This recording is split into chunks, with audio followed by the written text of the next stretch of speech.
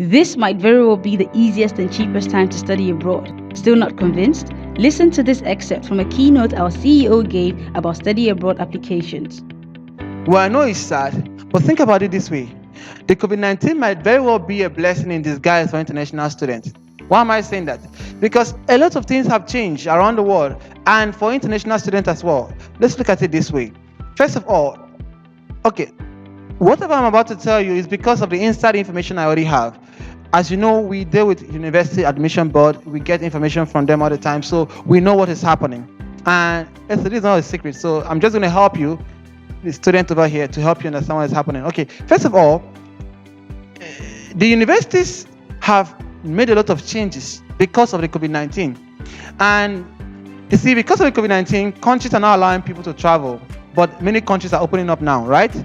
Also, what is happening is but again, there's a low financial mark around the world because of the lockdown period. So many people don't have much money, but yet there are still lots of people that have money to travel. So what's happening is the universities are receiving less applications and they're receiving less travels or requests to study in their country. So what do they have to do? Remember, for you, this might be your dream. It might be that you want to study abroad. It might be your future, your education. But for the universities, the embassies, the government, the economies, this is business as usual. It's business. The universities are running a business. So they need to do things to attract students back. First, get them away from the fear, which is actually fairly mitigated now because most countries have stabilized the coronavirus issue, the COVID-19 issue. So apart from getting them away from the fear, they need to get the students to believe, to come back to study. You get my point? So one of the things they are doing is many of the universities have sent out information. They have reduced their tuition fee. So before, if it's difficult for you to travel because of tuition fee, this might be a good chance because the tuition fees have been reduced. Not to zero, but many of them actually reduced a lot. Again, requirements have reduced. Before, they used to ask all series of requirements, but now most universities, wherever you find them, are asking for the most necessary requirement they need to give you an admission. They're not asking for the extra that they normally take for their survey purposes and whatever reason they are taking them. Now they're asking for the majority of them are asking just for the most required because they realize that students might not be able to provide all the other kind of requirements or might not have the motivation. So they have to reduce the barrier to entry for students. So already requirements are coming down, tuition fee are coming down. Again, for visa, normally some countries were very notorious for rejecting visas, but now you see a lot of visa acceptance. Why? Because the country knows that these universities are businesses in their country, and receiving international students allow them to receive what we call foreign currency, foreign exchange, right? So if the embassies keep rejecting visas, then these universities are going to have problem with the embassies and the government because, like, how do we stay in business? Because these international students need to come. So most embassies are giving visas now for international students.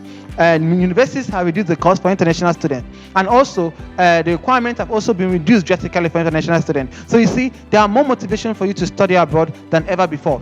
Again, if you look at all these things, it makes more sense.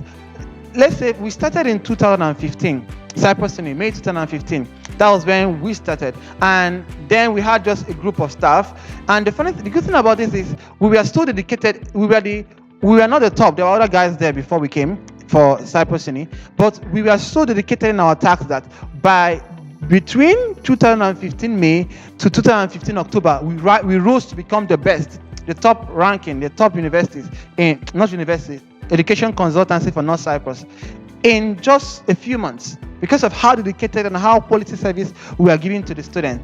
And so I was among one of the staff, but not so. I became the CEO in 2018. And as of that time, we are already serving 2,000 international students on our website on a monthly basis. So you could see that there was a high demand, and because of the quality we are offering, and more and more, even all over the world, more and more people are traveling to study abroad.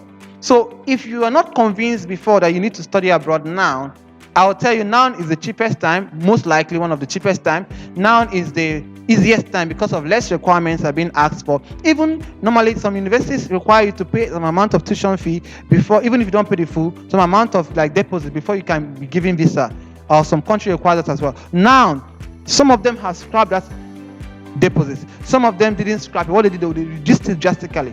One university I know reduced it from $2,500 at their deposits all down to just $500 as a deposit. You see, it's showing how much they need the students, and it means now you also very easy for you to get admitted in the top ranking universities that normally are very selective. Normally they reject a lot of applications. Now, because they're trying to fill up their quota, they're going to open up their gates to accept as much international students as they can. So this is an opportunity for you to take advantage of. But then the question is, why have Cyprus become so successful over this year? What did we do that is so special? You see, Cyprus was started by international students studying abroad, and because they were international students, they knew the problems they were going through. I was among one of the group of staff, admission counselors, that started with Cyprus in 2015, and like I said, in 2018 I became the CEO.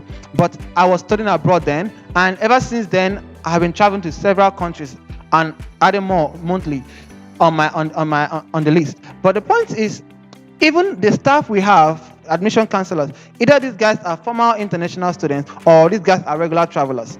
So what am I saying?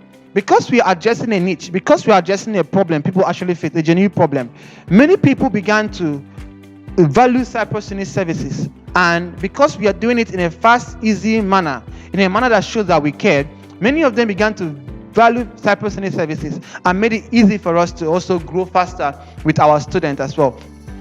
But then, with all this said, sometimes some students can be like this. I was having a meeting with the director of EMU some time ago, a meeting. And in the meeting, we were discussing about international students, their recruitment process, the serious guys, the unserious guys. At the end, we came to a consensus, like an agreement, where I was making it clear to him that in Cyprus, we in as much as we want everyone to travel study abroad, there are some students who comes and they're not even doing the application and they're not serious. You're helping them process the application and they're wasting time, or they're not responding to their message and all those things. So I was talking to the director that I was not alone. We were like a team from Cyprus, and we're telling him that this unserious ones, what will happen is when we realize the students are serious, we stop focusing on them because it's your future and why are you playing with it? So we focus on those who are serious to help them get to the various universities out there. So if you're serious, among you here, I see a lot of students here, if you're serious, there is no reason to make it more complex. Already is a complex issue for international students trying to travel abroad, trying to understand the requirements, the rules, so many things have to take care of. So the admission staff that is dealing with you should not make it even more complex. So if someone has given you too much worry, if you're a serious student, meaning you're doing what you're being asked to do, and someone is not serving you properly, let me know after the discussion, and I'm going to serve you directly myself. I'm going to deal with the person appropriately. So these are the various things that we've been talking about all this while. Now that you've heard, what are you waiting for? Hurry up. The deadlines for all schools are fast approaching. First, visit cyprusuni.com and click the Start Here menu. On the page, you will find details about countries and universities. Next, submit our short online application form. An admission counselor will contact you in 24 hours or less to discuss your school and degree program choices. He or she will also answer any questions you have. And that's it. It's that simple and fast. For undergraduates, we'll send you admission letters in 7 working days or less. And for masters and PhD applicants, your admission letters is sent within 2 weeks. Share this video to help your friends and relatives find a trustworthy study abroad application processing firm to help them achieve their study abroad dreams.